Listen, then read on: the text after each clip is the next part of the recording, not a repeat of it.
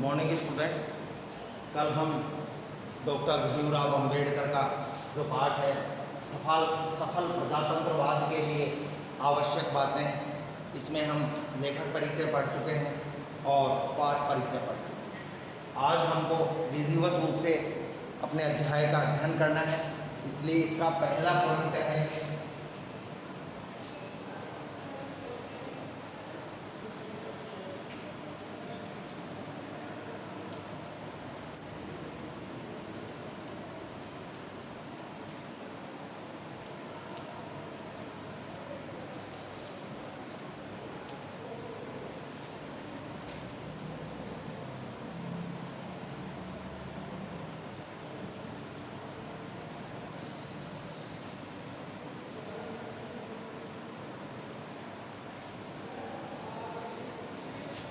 सफल प्रजातंत्रवाद के लिए आवश्यक शर्तें। भाई सफल प्रजातंत्र हो उसके लिए कौन कौन सी बातें, कौन कौन सी शर्तें आवश्यक हैं, उनके बारे में बताया जाए। यह स्वीकृत मत है कि प्रजातंत्रवादी शासन व्यवस्था में जो सत्तारूढ़ है, सत्तारूढ़ मतलब जो लोग सरकार में हैं, जिनका शासन है, उन्हें प्रत्येक 5 वर्ष लोगों के पास जाना चाहिए। भाई जिन लोगों की सरकार है, जैसे सेंटर में इस समय बीजेपी की सरकार है, केंद्र में नरेंद्र मोदी उसके मुखिया हैं, तो उनको प्रत्येक 5 वर्ष में, हर 5 वर्ष में जनता के पास जाना चाहिए, लोगों के पास जाना चाहिए। लोगों के पास जाने से अभिप्राय है 5 वर्ष बाद चुनाव करवाने चाहिए, क्योंकि चुनाव होंगे, वोट लेने के लिए लोगों के पास जाना होगा और उनसे पूछना चाहिए।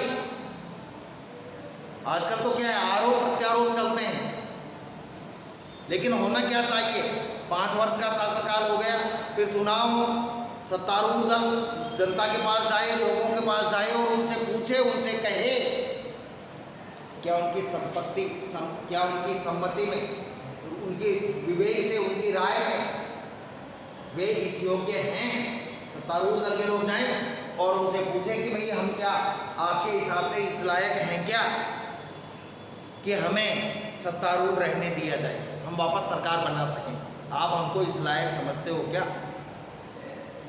ताकि वे उनके हितों का संरक्षण कर सकें, ताकि हम आपके हितों का, आपके भलाई का की रक्षा कर सकें, आपके लिए अच्छे से अच्छा, बेहतर से बेहतर कर सकें, उनके सौभाग्य को बना सकें, भाई हम आपके अच्छे भाग्य का निर्माण कर सकें और उनकी आरक्षा कर सकें। आरक्षा, रक्षा यानी तो रक्षा,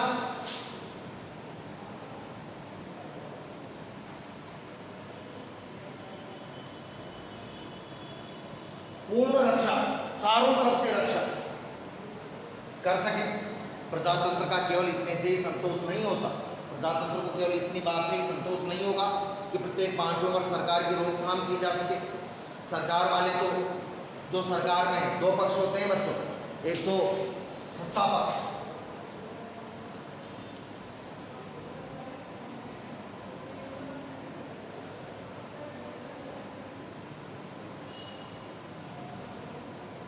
और एक विपक्ष। विपक्ष तो सत्ता पक्ष की रोकने की कोशिश करे और सत्ता पक्ष अपने आप को थामने का प्रयास करे। भाई विपक्ष तो ये चाहे कि ये सरकार दोबारा नहीं आए और सत्ता पक्ष चाहे कि हम रिपीट हो, हम दोबारा आए, पुनः हम सरकार का गठन करें, तो ये क्रम चलता रहता है।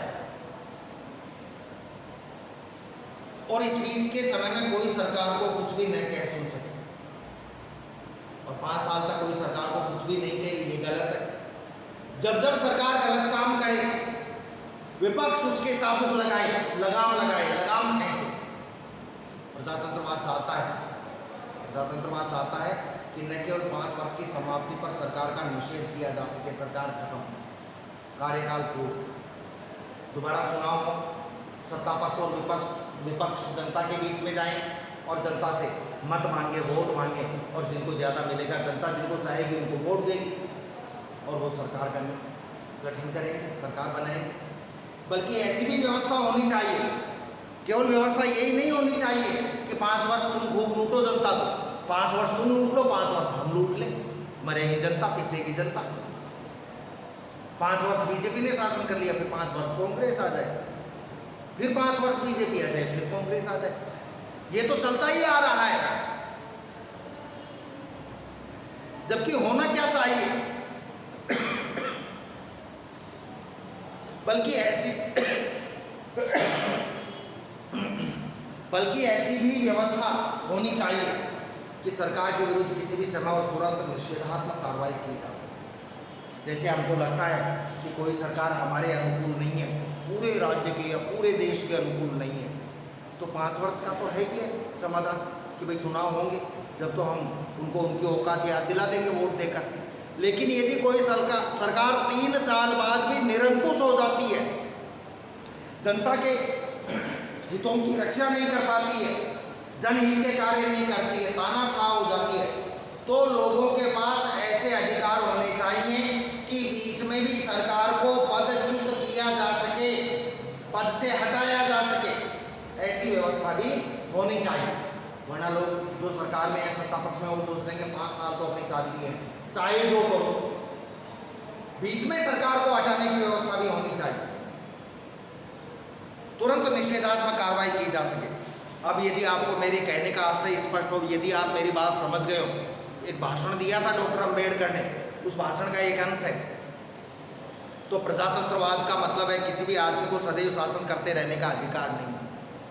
प्रजातंत्रवाद का सीधा सीधा क्या मतलब है, किसी भी व्यक्ति को लंबे समय तक शासन करने का अधिकार नहीं है, सदैव शासन करने का अधिकार नहीं। और यदि कोई व्यक्ति सदैव शासन करने का अधिकार रखता है तो प्रजातंत्र नहीं है। बच्चों, आप क्या मानते हो?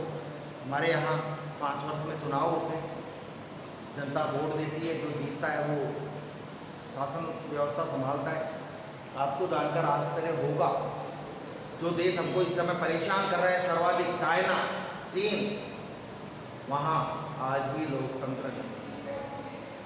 जिनपिंग, जिनको हम कहते हैं वहाँ के राष्ट्रपति हैं, जिनके लोगों ने वोट देकर उनको राष्ट्रपति नहीं बनाया, वो लंबे समय से राष्ट्रपति पद पर बैठे हैं, लेकिन वहाँ वोट देकर राष्ट्रपति नहीं बनाया गया। एक तरह से हम कह सकते हैं कि तानाशाह देश है। हम भाग्यशाली हैं कि हम भारत में रहते हैं, जहाँ शासन व्यवस्था अच्छी है।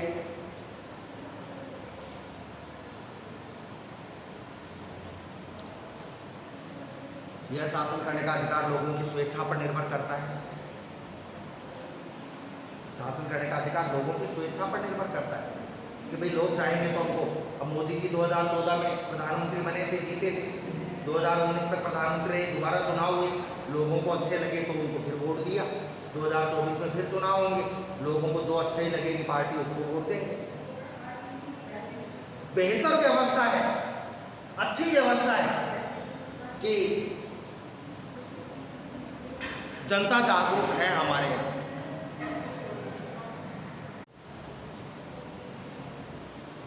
बल्कि यह शासन करने का अधिकार लोगों की स्वेच्छा पर निर्भर करता है।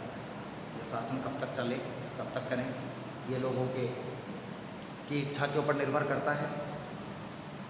उस अधिकार को लोकसभा भवन में ही चैलेंज किया जा सकता है। ये व्यवस्था है हमारी। आप देखेंगे कि विरोधी पक्ष का होना कितना आवश्यक है। सफल लोकतंत्र के लिए सत्ता पक्ष मजबूत होना चाहिए, लेकिन सत्ता पक्ष के साथ साथ विपक्ष भी मजबूत होना चाहिए। यदि सत्ता पक्ष मजबूत होगा, विपक्ष भी मजबूत होगा, तो सत्ता पक्ष जब जब गलत काम करेगा तब तब विपक्ष उसको रोकने का प्रयास करेगा। सत्ता पक्ष मजबूत हो, विपक्ष कमजोर हो, सत्ता पक्ष मजबूत हो, विपक्ष कमजोर हो, तो सत्ता पक्ष मनमर्जी के काम करेगा। और यदि दोनों मजबूत होंगे तो सरकार को गलत काम करने से, अपनी चलाने से 3 बार सोचना पड़ेगा। आप देखेंगे कि विरोधी पक्ष का होना कितना आवश्यक है। विरोधी पक्ष का होना कितना आवश्यक है। विरोधी पक्ष होने का मतलब है सरकार हमेशा हथौड़े के नीचे रहती है। जब जब सत्ता पक्ष गलत काम करेगा तब तब उसका विपक्ष विरोध करेगा, संसद में उसका विरोध करेगा, सड़क पर उसका विरोध करेगा, जनता के बीच में जाकर उसका विरोध करेगा। तो विरोधी पक्ष के होने का मतलब है सरकार हमेशा हथौड़े के नीचे रहती है। जब जब सरकार गलत काम करेगी वो हथौड़ा पड़ेगा, विपक्ष उसकी आलोचना करेगा, बुराई करेगा। जो लोग सरकारी पार्टी में नहीं है उन लोगों की दृष्टि में प्रत्येक सरकारी कार्य का औचित्य सिद्ध होना चाहिए। जो सरकारी पार्टी में नहीं है, जो सत्ता पक्ष में नहीं है, उनको सत्ता पक्ष के प्रत्येक कार्य का विरोध करना चाहिए जो गलत है। सही कार्यों का समर्थन भी करना चाहिए और सरकार के द्वारा किए गए प्रत्येक कार्य का औचित्य सिद्ध होना चाहिए कि सरकार के इस काम से लोगों को क्या लाभ है। दुर्भाग्यवश हमारे देश में नाना कारणों से मेरी सम्मति में प्रधान कारण सरकारी विज्ञापनों से मिलने वाली आय हो सकती है। सरकारी विज्ञापनों से मिलने वाली आय, सरकार जो विज्ञापन करती है उससे कमाई होती है। सरकारी पक्ष का कहीं ज़्यादा प्रचार होता है। अखबार वाले भी क्या करते हैं, जो सरकार के नुमाइंदे होते हैं, जो सरकारी प्रतिनिधि होते हैं, उनको ज़्यादा कवर करते हैं। समाचार पत्र वाले, न्यूज़ वाले विपक्ष को कम कवर करते हैं, कवरेज देते हैं। विरोधी पक्ष का बहुत कम। विरोधी पक्ष समाचार पत्रों के लिए किसी आय का साधन नहीं बन सकते। अरे राहुल गांधी, अभी 3 दिन पहले की बात है, 3 रोज पहले की बात है, पर राजस्थान पत्रिका में एक न्यूज़ थी कि राहुल गांधी अपनी मां सोनिया को लेकर अमेरिका रवाना जांच के लिए। आपको जानकर आश्चर्य होगा, सोनिया गांधी बहुत बड़ी नेता हैं देश की, राहुल गांधी देश के बड़े नेता हैं। राजस्थान पत्रिका के बिल्कुल पीछे लास्ट पेज पर ये न्यूज़ छपी थी। क्यों? क्योंकि राहुल गांधी की, सोनिया गांधी की न्यूज़ देने से अखबार को कोई विशेष फायदा नहीं होने वाला, इसलिए वो अखबारों पे, न्यूज़पेपर में, न्यूज़ चैनल पर पीछे ही रहते हैं। और कल ही यदि ये सत्ता में आ जाए तो फ्रंट पेज पर ये रहेंगे, लीड न्यूज़ में ये रहेंगे। सरकारी पक्ष का कहीं ज़्यादा प्रचार होता है, विरोधी पक्ष का बहुत कम। विरोधी पक्ष समाचार पत्रों के लिए किसी आय का साधन नहीं बन सकता। शासक दल के सदस्यों के भाषणों से समाचार पत्रों के अंतिम पृष्ठ के अंत में भी कहीं जाकर जगह पाते हैं। शासक दल के सदस्यों के भाषणों से समाचार पत्रों के अंतिम पृष्ठों के भी अंत में जाकर कहीं जगह पाते हैं। मतलब शासक दल के लोग तो जगह पा जाते हैं फ्रंट पेज पर, सेकंड पेज पर, लेकिन जो विपक्ष के लोग हैं वो कहीं अंत में जाकर किसी बड़े नेता को जगह मिल जाए, उनके भाषण के बारे में लिखा जाए तो बड़ी बात है। मैं प्रजातंत्रवाद की आलोचना नहीं कर रहा हूँ। अम्बेडकर कहते हैं प्रजातंत्रवाद की सम्यक सफलता के लिए, सम्यक सही भली भांति बिल्कुल उचित सफलता के लिए विरोधी पक्ष का होना एक अनिवार्य है। यदि विरोधी पक्ष नहीं होगा, विपक्ष नहीं होगा, तो सत्ता पक्ष निरंकुश हो जाएगा, अनियंत्रित हो जाएगा। एक दूसरे शब्दों में मैं कहूँ तो बच्चों, फिर तो एक तरह से राजतंत्र ही हो जाएगा, क्योंकि विरोध करने वाला कोई होगा नहीं। और लोकतंत्र में विरोध कौन करता है? सत्ता पक्ष का, विपक्ष। क्या आप जानते हैं इंग्लैंड में विरोधी पक्ष के लिए न केवल स्थान है, इंग्लैंड में विरोधी पक्ष के लिए बाकायदा पूरा स्थान, पूरा सम्मानजनक स्थान मिलता है, बल्कि विरोधी पक्ष के कार्य को चालू रखने के लिए भी विरोधी पक्ष अपना काम चालू रखे, इसके लिए विरोधी पक्ष के नेता को सरकारी खजाने से वेतन दिया जाता है। जो विरोधी पक्ष, जिसको हम विपक्ष का नेता कहते हैं, उसको सरकारी खजाने से वेतन दिया जाता है। हमारे देश में भी है व्यवस्था। लोकसभा, राज्यसभा में भी विपक्ष के नेता के लिए अलग से कमरा होता है, उसको वेतन, भत्ते और अन्य सुविधाएं मिलती हैं, ताकि वो मजबूती से काम करेगा। तभी तो सरकार के कारनामों का चिट्ठा खोलेगा, सरकार की कमियां निकालेगा।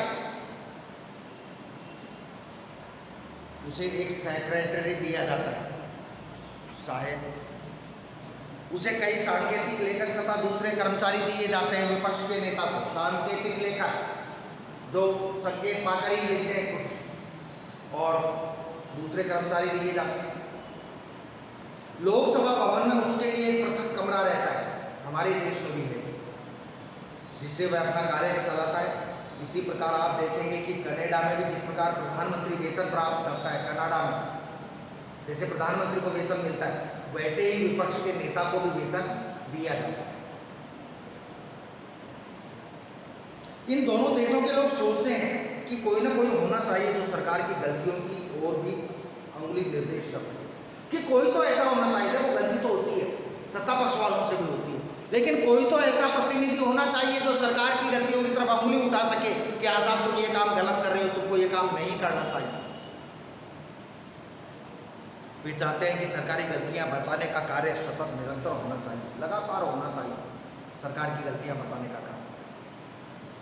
इसलिए वे विरोधी पक्ष के नेता पर रुपया खर्च करना बेकार नहीं समझते, क्योंकि विरोधी पक्ष होगा तो उसका कोई ना कोई नेता होगा, उसको वेतन भत्ता दिया जाएगा, कर्मचारी दिए जाएंगे, ऑफिस दिया जाएगा, वहां बैठकर वो काम करेगा और उसका काम एक ही होगा, सरकार जो काम करे उसमें सरकार की कमियां निकालना।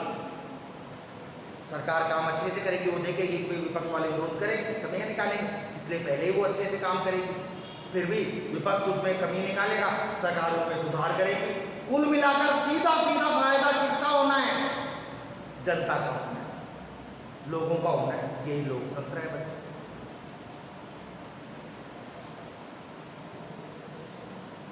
ये आज के लिए यहीं तक होगा, ठीक है। कल इसके आगे हम सुचारू रूप से अध्ययन करेंगे और ये पाठ संभवतः इसमें लगेंगे 4-5 रोज लगेंगे, ओ कम से कम 4 से 5 रोज। ठीक है बच्चों, धन्यवाद।